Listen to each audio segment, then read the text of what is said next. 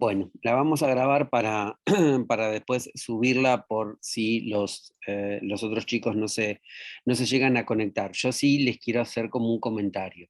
Vamos a Sí, sí. empezar como a tomar asistencia, porque este tema de hacerlo así un poco libre y que no siempre estemos todos, en algún momento podría llegar a ser problemático, así que aunque sea medio, disculpen la palabra, medio milico el tema de tomar asistencia, algo que no es agradable, porque parece, digamos, que estamos controlando, como en la época de los recursos humanos de la década del 30, vamos a tener que hacer ahí sí algún sistema, porque bueno, nada, el tema es que cierta obligación de estar conectados tenemos todos, digamos, ¿no? Así que eso lo dejamos así en constancia en la grabación, para que después cuando la compartamos todos puedan tenerlo al tanto.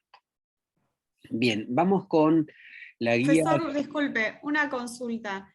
Había un trabajo práctico número 1 que nos sugirió en la clase pasada que lo vayamos haciendo. Yo lo hice, pero cuando quise en el Moodle subir el archivo no tenía la manito para juntar la tarea, no lo podía subir.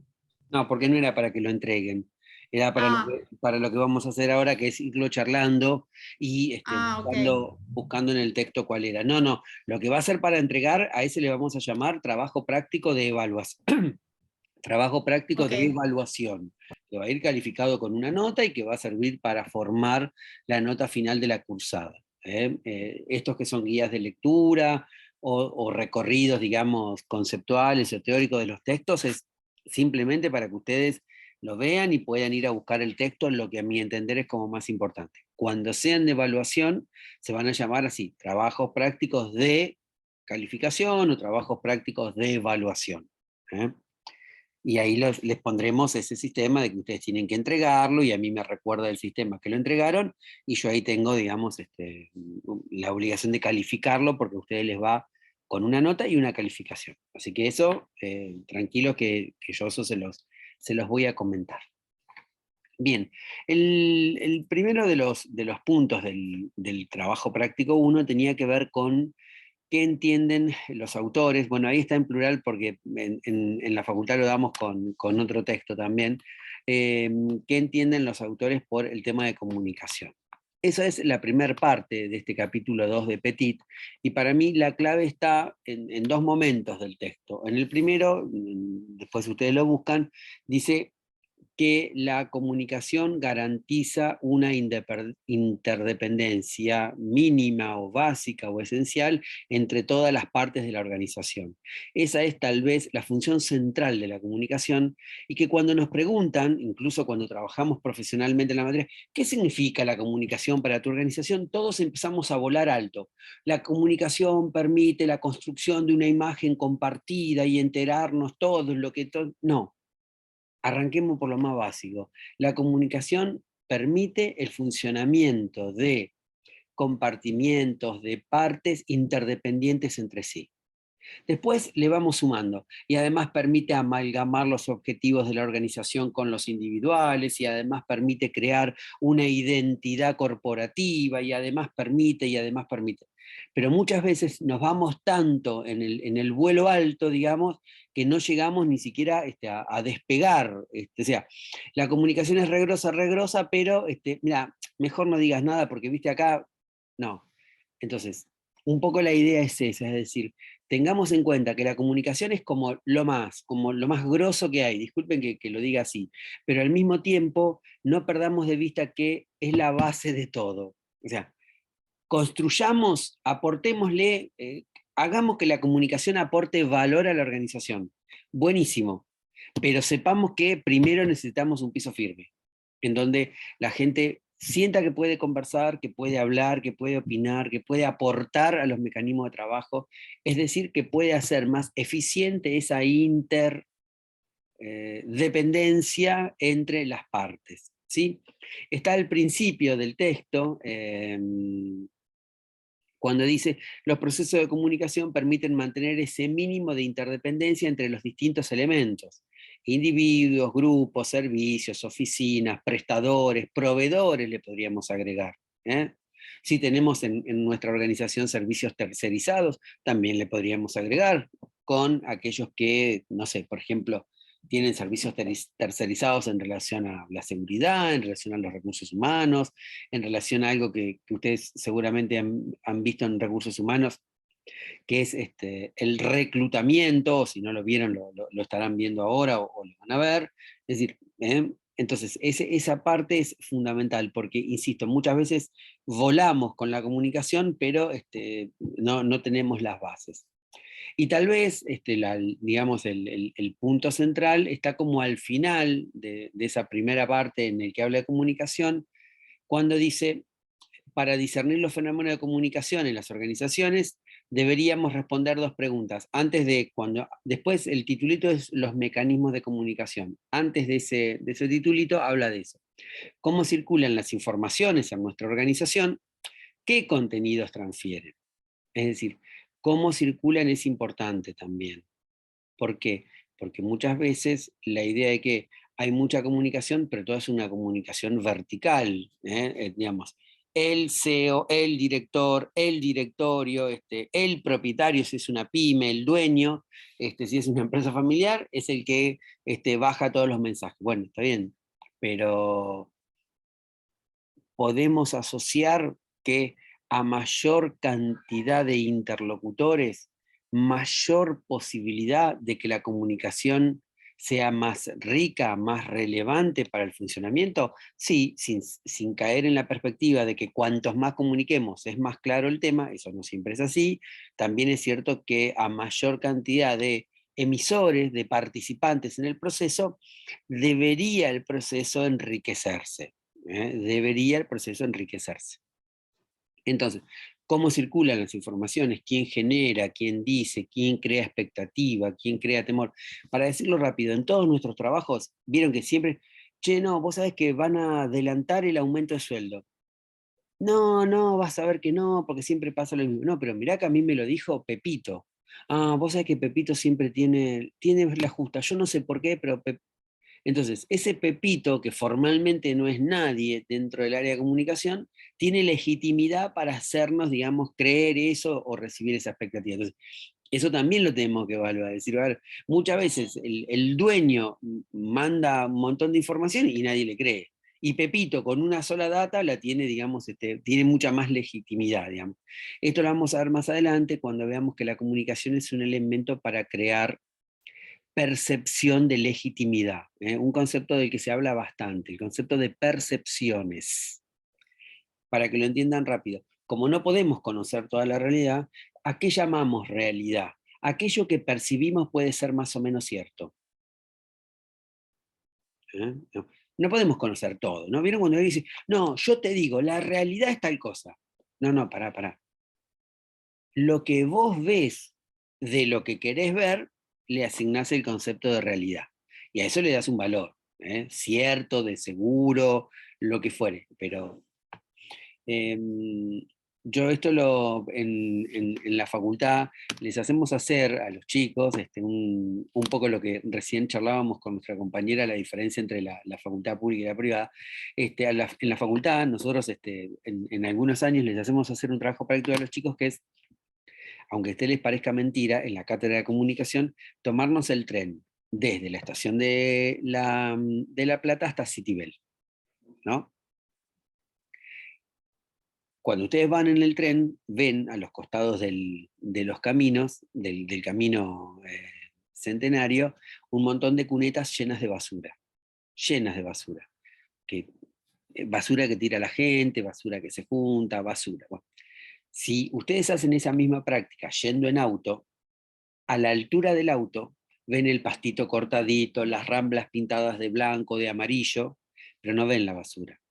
Bueno, depende de dónde yo me sitúe para ver la realidad, o voy a ver una zona llena de basura, o voy a ver un camino re prolijito con el pasto cortadito y las aceras pintadas de blanco o de amarillo.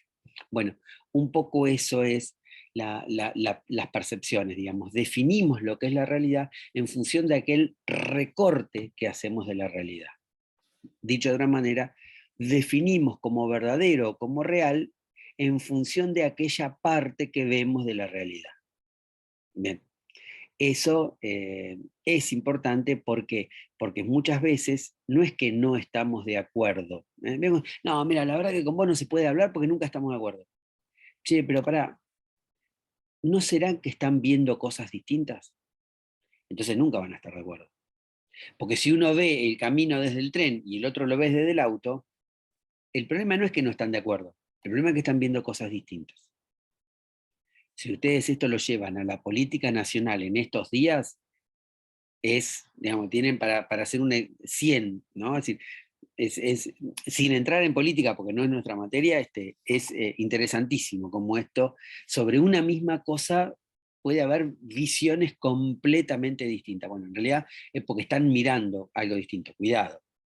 También puedo querer mirar algo distinto para contradecir al otro. O sea, no necesariamente este tema de ver desde distintos lugares es inocente, muchas veces es intencional. Entonces, ese primer punto para mí se responde, digamos, o el contenido de ese tema de la comunicación en la organización tiene que ver con esos dos puntos. Obviamente vinculados o desarrollados. El segundo de los puntos que tenía el trabajo práctico habla de la organización como sistema abierto y tratar de dar un ejemplo de lo que entendemos como organización como sistema abierto vinculado con lo laboral. A ver,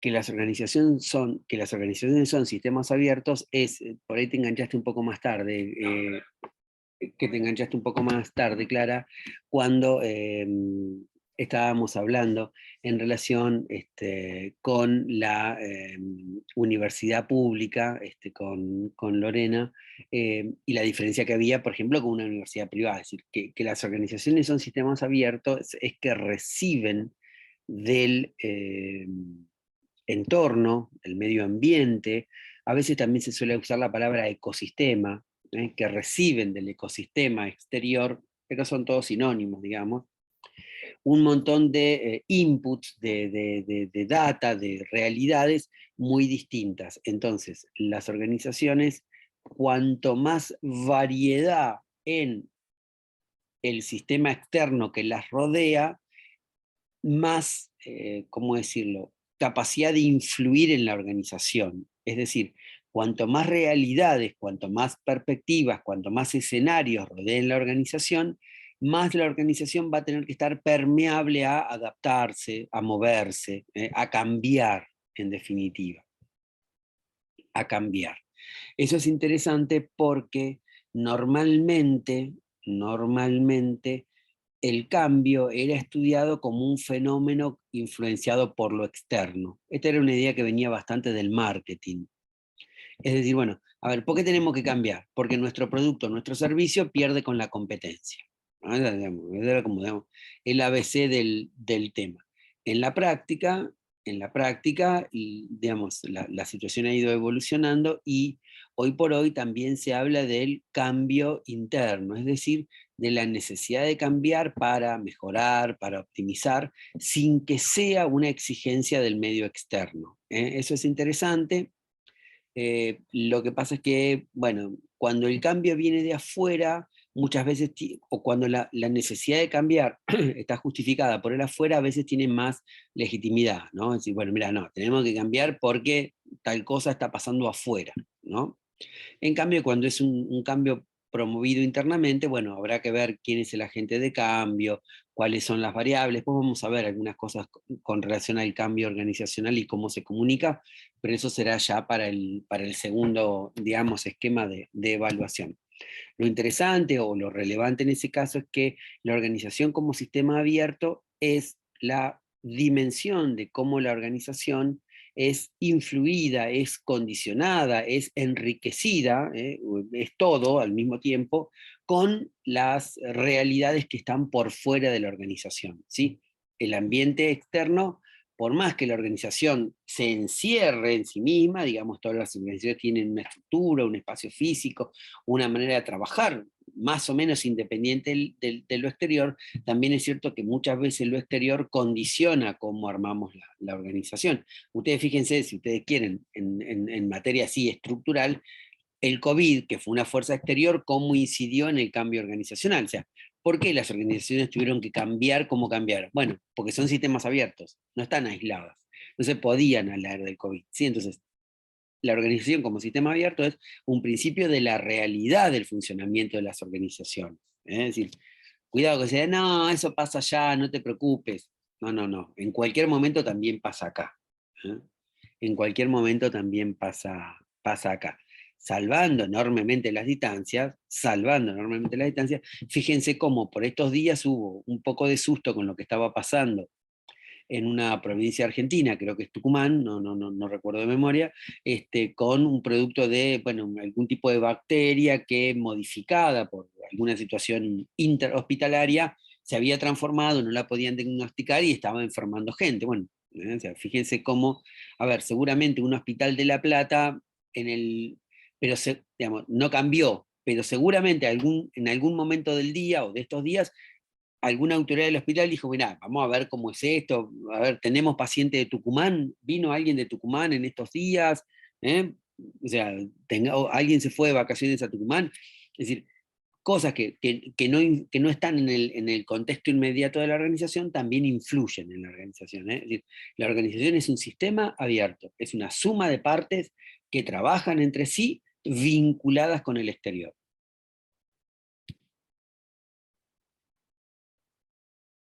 Y el último, hasta acá vamos.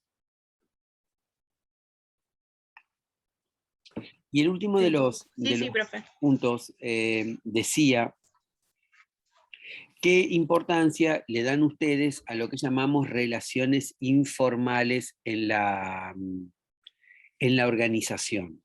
¿Sí? Y es un poco el texto de Petit,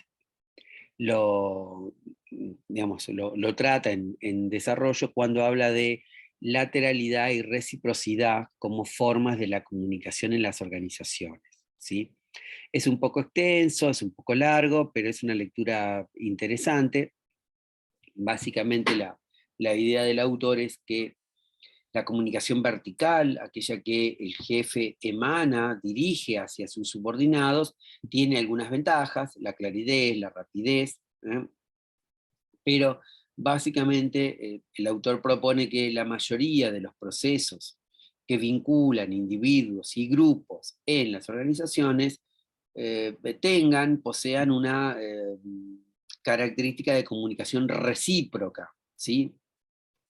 Es decir, eh, una característica en la cual la comunicación vaya y venga como una especie de interacción entre las partes, entre las personas, entre los actores que componemos el área, que componemos la organización, y que todos tengamos la posibilidad de incidir, de cambiar, de modificar, de influir sobre eso que se está debatiendo, sobre eso que se está se está comunicando o sobre eso que se quiere transformar. Esta idea es interesante porque muchas veces se confunde este tema de comunicación recíproca con la idea de, mira, vamos a cambiar la forma como liquidamos sueldos. Ya lo sabemos todos, porque fulanito se lo dijo a Menganito y Menganito se lo dijo al jefe y el jefe se lo dijo al gerente. Ok, bárbaro, ya lo saben todos. Pero ¿conversaron entre todos? ¿Definieron la situación entre todos? No, no, pero yo ya se lo dije. Ok, bárbaro, vos se lo dijiste. Pero aclararon que eso va a demorar, no sé, acreditar el aguinaldo, aclararon que eso va a demorar o va a implicar gastar horas extras, o implicaron que eso va a generar tal cosa. Ah, no, bueno, pero ese no es mi tema. Entonces, cuando hay reciprocidad, hay involucramiento. ¿Eh? Cuando hay reciprocidad, hay involucramiento. Es decir, todos de alguna manera nos convertimos en parte de ese proceso de comunicación y de la tarea que está contenida, que está siendo comunicada en ese proceso. Eso es relevante para el autor, porque en la medida en que hay compromiso con el mensaje, lo va a ver con el resultado de la tarea. En la medida en que hay compromiso con el mensaje, lo va a ver, es decir, va a haber compromiso con el resultado de la tarea. Y lo digo, digamos, en sentido contrario para que se entienda. ¿No? Che, ¿viste el lío que se armó porque no pagaron el aguinaldo? Sí, yo ya algo me imaginaba. Ah, ¿y dijiste algo? No, mira, a mí nadie me preguntó, con lo cual, ¿para qué voy a decir si a mí nadie me preguntó? ¿No? Entonces, a ver, también ustedes me podrían decir, sí, sí, está bien, pero muchas veces le preguntás a la gente y guarda silencio. Bueno, esa también es otra, ¿no? Sí, no necesariamente el abrir la discusión, el abrir los canales de comunicación, el abrir el diálogo es o va a implicar un resultado de compromiso, un resultado positivo, pero de una que no lo va a hacer si no los abrimos, si no hacemos parte, si no involucramos, de entrada sabemos que el nivel de compromiso va a ser cero. Al menos lo intentamos, al menos podemos, y al menos nos puede servir como justificación si alguien viene y nos dice, lo que hiciste fue un desastre. Sí, mira, la verdad sí, es un desastre, pero yo intenté que me ayuden, no pude. Déjame arreglarlo, o veo, o vamos a ver cómo lo arreglamos. Pero normalmente los jefes suelen tener la justificación de, no, pero ¿para qué les vas a preguntar? Si... No, no, pará, hay que preguntar, hay que preguntar. Después vemos cómo procesamos la información que recogemos, pero hay que preguntar. Es decir, las relaciones informales, el aporte, es decir, ese vínculo que se da entre las partes de una organización por fuera de lo que establece la jerarquía, el organigrama, la división de tareas, es un tema que como profesionales tenemos que tener en cuenta. ¿Sí?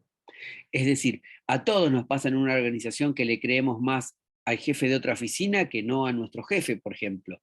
O a todos nos pasa que decir, no, mira, este tema vamos a hablarlo con fulanito, porque cuando fulanito estuvo en tal lado, la tenía clara con esto. Mira, vamos a dejar, vos decís, pero pará, si fulanito no está dentro de nuestro flujo, no está dentro de nuestra cadena de mando. Bueno, sin embargo, fulanito la tiene clara. O sea, a eso apunta el autor con la idea de relaciones informales. Es decir, aquel conjunto de vínculos, de relaciones, de simpatías, de liderazgos que reconocemos más allá de que formalmente sea otra área, de que formalmente sea otro gerente, de que formalmente no sea responsable o no tenga que ver con la tarea que yo estoy haciendo. Eso es importantísimo, más en las organizaciones grandes. ¿Sí? Porque creer que la tarea se soluciona solo con los partícipes necesarios definidos por el procedimiento es normalmente un error importante. ¿Sí? Porque con eso apunta el autor con la idea de interdependencia. Más allá de que hay responsables primarios por cumplir determinados objetivos en la organización, todos de alguna manera necesitamos esa interdependencia, porque nos respalda, porque nos abastece de información, porque nos permite delegar, porque nos permite compartir responsabilidades. ¿Sí? Las relaciones informales, insisto, son aquello que la organización no pensó, son aquello que escapan al organigrama formal de la organización, pero que en nuestro tipo de organizaciones, vinculadas con nuestra manera de ser, con nuestra cultura, con nuestra experiencia reciente que vivimos de crisis en crisis, influye mucho. No, mira, para esto la otra vez nos ayudó fulanito. Sí, pero fulanito si está en otro lado. Bueno, pero por algún motivo sabe, conoce, por algún... Entonces, obviamente que esas relaciones informales se enriquecen con el ejercicio, se enriquecen con la práctica. ¿Sí? Las organizaciones formales muchas veces no les gusta eso. No, pero pará, ¿por qué? Está bien, pero aunque a la organización formal no le guste, las relaciones informales son gran parte de nuestra cotidianidad en las organizaciones. No lo pueden ser todo, porque si ustedes se imaginan que todo se va a guiar por lo informal, nadie cumple el objetivo de lo formal, no sé, pagar sueldo, sacar resoluciones, comprar bienes o servicios, comprar vacunas, no puede ser todo informal. Vamos a hacer lo que dice Menganito, vamos a hacer lo que dice... A ver, pero hay un momento en el cual en la dinámica de las cosas, lo formal tampoco lo es todo. ¿eh? Todos sabemos que hay ciertas maneras de apurar un trámite sin que signifique, digamos, desobedecer la normativa vigente. Todos sabemos que hay, bueno, distintas maneras de manejarse que no necesariamente están definidas, aclaradas en el organigrama de la empresa.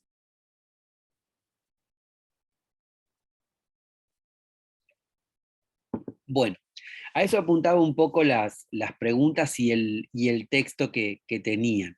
Yo voy a subir el video, les sugiero que lo relean o busquen estos puntos en el texto, y la clase que viene vamos a empezar con un poco de contenido más práctico, empezando a redactar algunas notas o algunos memos o algunas gacetillas, es decir, vamos a empezar un poco más con la idea de comunicación, digamos, de herramientas de comunicación externa en las organizaciones. Después vamos a ver cómo lo materializamos. ¿Alguna duda o pregunta de lo que charlamos? No, profe, se entendió. Se entendió.